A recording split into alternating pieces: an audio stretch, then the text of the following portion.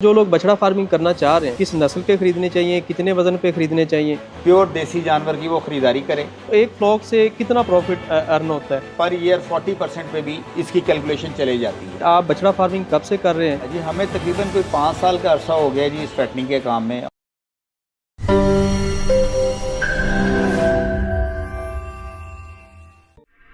अस्सलाम वालेकुम नाज़रीन, मैं हूं डॉक्टर वसीम मुनीर, एक नए सेशन के साथ आपकी खिदमत में हाज़िर हूं।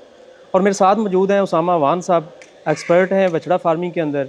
और आज हम इनसे पूछेंगे कि बछड़ा फार्मिंग कैसे करनी चाहिए, ये कितना मुनाफा बख्श है, जानवर कहाँ से परचेज़ करने हैं, कितनी उम्र के करने हैं।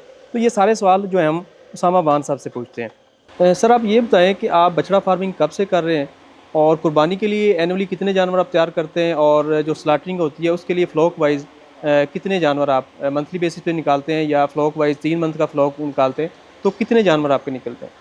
जी हमें तकरीबन कोई 5 साल का अरसा हो गया जी इस फैटनिंग के काम में। और ये तकरीबन 2020 से हमने स्टार्ट किया था।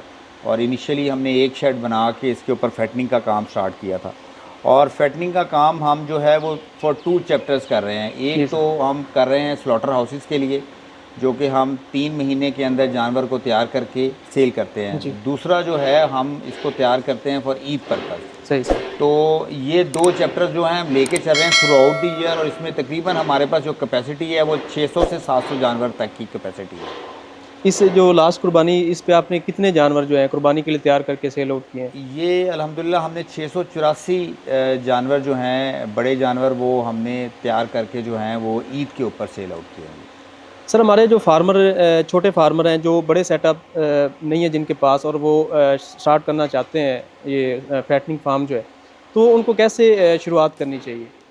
अच्छा, उसमें इस तरह है कि ये स्टार्ट में मतलब ऐसा फार्मर जो कि स्टार्टअप लेना चाहता है और थोड़े लेवल पे लेना चाहता है, तो उसको जो उसका जो सेगमेंट बनता है वो सबसे पहले वो ईद सेगमेंट के लिए काम करे। अगर वो 10 या 15 जानवर रखना चाहता है तो उसको उसके जहन में जो है वो ईद होनी चाहिए, क्योंकि ईद वो इवेंट है जिसके ऊपर उसको मैक्सिमम गेन मिल सकता है उसकी तमाम जो एफ़र्ट है उसका। यानी कि मैं ये कहना चाह रहा हूँ कि आप 15 जानवर अगर रखें और वो देसी हों और उनको तैयार करें ईद के लिए, तो उसको उस फार्मर को अच्छा गेन मिलेगा ईद से। दूसरा ये है कि जब आप 50 एनिमल्स क्रॉस करते हैं तो आप इस सेगमेंट को थ्रू आउट द ईयर लेके चलें, यानी कि इसका एक सर्कल बनाएं और इसके अंदर आप स्लॉटर हाउसेस को भी जो है वो माल प्रोवाइड करें। और स्लॉटर हाउसेस जो हैं वो माल वो वाला लेते हैं जो तैयार हो जाए तकरीबन 90 से 100 दिनों में, वो वाला जानवर वो ख़रीदारी करते हैं। तो इस प्रोसेस के अंदर आपको एक तो 3 से 4 टर्न्स आपकी बन जाती हैं साल में। और ईद जब आती है तो आपके पास ईद के लिए भी जानवर होते हैं। तो बड़ा जो फार्मर है वो थ्रू आउट द ईयर काम करे और जो छोटा फार्मर है वो सिर्फ ईद चैप्टर को एड्रेस करे। ठीक सर। सर, जो लोग बछड़ा फार्मिंग करना चाह रहे हैं उनको क्या एडवाइस करेंगे कि किस मंडी से उनको जानवर ख़रीदने चाहिए, किस नस्ल के ख़रीदने चाहिए, कितने वज़न पे ख़रीदने चाहिए, तो ये हमारे नाज़रीन को बता दें। अच्छा, उसमें इस तरह है कि पहले तो फार्मर को क्लियर होना चाहिए कि उसने ईद के लिए जानवर ख़रीदारी करनी है या स्लॉटरिंग हाउसेस के लिए ख़रीदारी करनी है। अगर तो वो ईद के लिए ख़रीदारी कर रहा है तो सबसे पहले तो जानवर की जो ब्रीड है उसके ऊपर उसको गौर से देखना है, यानी कि प्योर देसी जानवर की वो ख़रीदारी करे और ये सोच कर करे कि इसको ईद के ऊपर 2 दांत होना चाहिए। तो वो अगर पूरे साल के लिए जानवर ख़रीदता है तो वो उसके जहन के अंदर बड़ी क्लैरिटी होनी चाहिए कि ये जब ईद का टाइम आएगा तो 2 दांत हो जाएगा। अगर ईद के टाइम पे वो 2 दांत नहीं होता तो उसकी सारी एफर्ट ज़ाया हो जाएगी।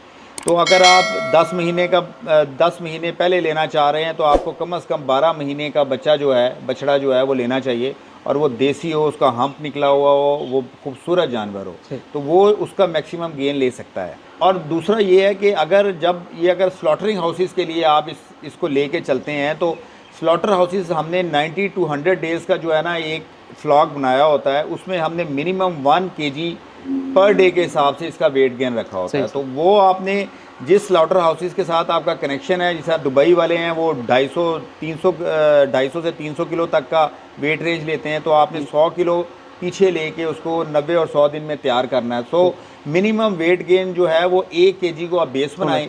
और अगर कुवैत में फॉर एग्जांपल 360 kg का जो लाइव जानवर है वो स्लॉटर होता है, तो आपको कम से कम 250 किलो का वो जानवर ख़रीदारी करनी है ताकि वो 100-110 किलो जो है वेट गेन करे इन 90 और 100 दिन में। तो ये इसके लिए कोई दो दांत होना ज़रूरी नहीं है, इसके लिए आपको जानवर देसी प्योर होना भी ज़रूरी नहीं है। आप मिक्स ब्रीड लें, लेकिन आप 100 दिन को बेस बनाते हुए इसकी ख़रीदारी करें। ठीक सर, जैसा कि आपने बताया कि उसको 90 दिन के अंदर जानवर को तकरीबन 100 केजी वेट गेन करना चाहिए, तो ऐसी कौन सी खुराक देनी चाहिए जिससे इतना वज़न जो है जानवर कर जाएगा? डॉक्टर साहब, इसमें यह है कि ये चूँकि सीजनल आपके फीड इसको बैलेंस करना होता है। आपके पास किसी वक्त वंडा भी आपने देना है तूड़ी और साइलेज के साथ, फिर एक आलू का सीज़न आता है, हम इनको आलू भी डालते हैं और आलू की वजह से ये बड़ा अच्छा गेन करते हैं। फिर बीट पल्प यानी कि चुकंदर की जो होती है, पल्प होता है, वो आप डालते हैं। तो ये सीजनल बेसिस के ऊपर जो है ना, आपने इनको रोटेट करना है। अगर आप एक्सट्रीम गर्मियों के अंदर जा रहे हैं तो आपको पता है कि आपको जो आलू का सीज़न है ये फरवरी ऑनवर्ड मिल जाते हैं, तो आप आलू डाल सकते हैं इनको अप्रैल मई तक, और जब उसके बाद अप्रैल में आपके पास बीट पल्प आ जाती है, आप उसको ऑनवर्ड लेके चल सकते हैं। तो आपका इस सारी चीज़ का जो निचोड़ वो ये है कि आपको मिनिमम 1 केजी वेट गेन करवाना है जानवर को, इससे नीचे नहीं लेके जाना। इससे ऊपर आप लेके जाएंगे आप प्रॉफिटेबल रहेंगे, 1200 ग्राम 1300 ग्राम, और अगर बहुत ज़बरदस्त आप फार्मिंग कर लें, मैनेजमेंट अच्छी कर लें, तो 1400 ग्राम तक भी आप इसका वेट गेन ले सकते हैं। सर ये बताएं कि एक साल के अंदर कितने फ्लॉक तैयार हो जाते हैं स्लॉटिंग के लिए, और किन मंथ के अंदर जो है आपको फ्लॉक तैयार नहीं करना चाहिए? अच्छा डॉक्टर साहब, इसमें यह है कि बुक्स तो ये कहती हैं कि आप 90 दिन के हिसाब से 4 फ्लॉक्स तैयार कर सकते हैं, लेकिन ये पॉसिबल नहीं है। आप इसको अगर मेरे हिसाब से लें तो आप साल में 3 फ्लॉक्स तैयार करें अच्छे, और इनमें 2 फ्लॉक्स ऐसे हैं जो कि आपको मैक्सिमम गेन दे सकते हैं, और एक फ्लॉक ऐसा है जो एक्सट्रीम सर्दियों के अंदर आता है, वो शायद आपको उतना मैक्सिमम गेन ना दे सके। लेकिन अगर आप पूरे साल को देखें तो आप 3 से 4 यानी कि 3 मिनिमम आपने फ्लॉक्स तैयार करके साल में निकालने हैं, तब आपकी एक अच्छी रोटेशन भी होगी, आप जो है वो एक प्रॉफिटेबल भी आपका मामला रहेगा, और आपकी कंटिन्यूटी के अंदर आपको ईच चैप्टर के लिए अच्छे जानवर भी मिल जाएंगे। सर ये आपने फ्लॉक बताया कि साल के अंदर 3 फ्लॉक भी आप डाल सकते हैं, 4 भी डाल सकते हैं, तो एक फ्लॉक से कितना प्रॉफिट अर्न होता है? अच्छा डॉक्टर साहब, इसमें यह है कि मैं आपको चूँकि अपने 4 साल और 5 साल के एक्सपीरियंस पे ये आपको बता रहा हूँ कि ये कैलकुलेशन जो है ना ये बड़ी डिफ़िकल्ट है, और ये जिस तरह आप बुक्स में सोचते हैं इस तरह नहीं भी मिलती। मसलन एक फ्लॉक पे आप 10% प्रॉफिट निकाल सकते हैं ईजीली। अगर आप उसको 4 टाइम्स मल्टीप्लाई कर दें, 4 दफ़ा आपने वो फ्लॉक निकाले, तो ये पर ईयर 40% पे भी इसकी कैलकुलेशन चले जाती है। लेकिन जो सर्दियों का एक्सट्रीम सीज़न आता है, इसके अंदर वो गेन नहीं मिलता जो कि आप गेन पहले फ्लॉक्स में से ले रहे होते हैं। तो मैं एवरेज कहता हूँ कि ये 30% से 40% पर ईयर के हिसाब से आप प्रॉफिट कमा सकते हैं इस काम में, और बड़ा अच्छा काम आप इसको लेके आगे चल सकते हैं। अब जब ईद का चैप्टर आ जाता है तो ईद में आपको पता है कि जानवर की खूबसूरती मैटर करती है, और कोई जानवर अगर किसी को खूबसूरत लग जाए तो वो आपको 50% भी प्रॉफिट मिल सकता है उसके अंदर, तो उसके अंदर गेन ज़्यादा है। लेकिन स्लॉटरिंग के काम में आपको एक बिल्कुल कैलकुलेशंस के साथ चलना पड़ता है, और ये प्रॉफिट 30% से 40% तक वेरी करता है। यानी कि अगर आप सारे खर्चे निकाल देते हैं तो एक जानवर एवरेज जो है 1 लाख अगर जानवर आप खरीदते हैं तो वो फ्लॉक में 10,000 का प्रॉफिट तकरीबन आपको दे जाएगा। जी बिल्कुल, 10,000 का प्रॉफिट वो एक फ्लॉक में आपको एक जानवर दे देता है, और मैं इसको कहता हूँ कि 100 रुपीज़ पर डे जी के हिसाब से आपको हर जानवर को आपको प्रॉफिट देना है। 100 रुपीज़ पर डे का मतलब ये है कि अगर 90 दिन में आपका फ्लॉक तैयार हुआ है तो 9,000 रुपया, और अगर आपने 100 दिन में तैयार हुआ तो आपको 10,000 रुपया एक एनिमल के पीछे प्रॉफिट होना चाहिए। बाकी ये है कि अब ये जिस तरह हम इंशाल्लाह इस चैनल को आगे लेके चल रहे हैं, इसकी डिटेल्ड इन्फॉर्मेशन हम शेयर करते रहेंगे, जिसके अंदर इसकी फीड से रिलेटेड और इसका प्रॉफिट से रिलेटेड ईच एंड एवरीथिंग हम इंशाल्लाह आगे चल के अपने फार्मर्स को बताएंगे, ताकि वो इस काम में ज़्यादा से ज़्यादा आएँ, और जितने ज़्यादा लोग इस काम में आएंगे, ये काम ये पाकिस्तान का फ्यूचर है जी। और पाकिस्तान ने आपको अभी 3 महीने पहले की मैं आपको बता दूं कि रिकॉर्ड हाईएस्ट एक्सपोर्ट की है मीट के अंदर, और पाकिस्तान जो है बहुत सारे मुल्क जो हैं वो वेटिंग के अंदर हैं कि पाकिस्तान इस काबिल हो कि वो ज़्यादा से ज़्यादा मीट एक्सपोर्ट करे। तो इस काम में जितने लोग भी आ जाएंगे, ये काम की एक्सपोर्ट उतनी ही बढ़ जाएगी। तो लोकल डिमांड अपनी जगह है, एक्सपोर्ट अपनी जगह है, तो इस काम को लेके चलने के लिए बहुत लोगों को आगे आना होगा। सर आप एक इंडस्ट्रियलिस्ट हैं और आपने पहले एक शेड से शुरुआत की और फिर आपने अभी माशाल्लाह 4 शेड बना लिए हैं, तो किस चीज़ ने आपको अट्रैक्ट किया कि आप इस काम को मज़ीद जो है वो एक्सपेंड कर रहे हैं? अच्छा डॉक्टर साहब, इसमें यह है कि अल्हम्दुलिल्लाह पाकिस्तान के गोश्त में अल्लाह ताला ने कोई ऐसी तासीर रखी है कि पूरी दुनिया पाकिस्तान के गोश्त की तरफ भाग रही है। आप मिडल ईस्ट में पाकिस्तान की भी मैक्सिमम एक्सपोर्ट है, और आपको इसी चैनल के तवज्जुह से बताना चाहता हूँ कि पाकिस्तान ने माशाल्लाह 2024 में $512 मिलियन की एक्सपोर्ट की है, और ये लास्ट ईयर से 20% इंक्रीज़ है। और अभी आपको मैं बताना चाह रहा हूँ कि चाइना के साथ मामलात हमारे लाइफ स्टॉक डिपार्टमेंट के चल रहे हैं, और चाइना आपसे $15 अरब की एक्सपोर्ट जो है वो करना चाहता है मीट पाकिस्तान से।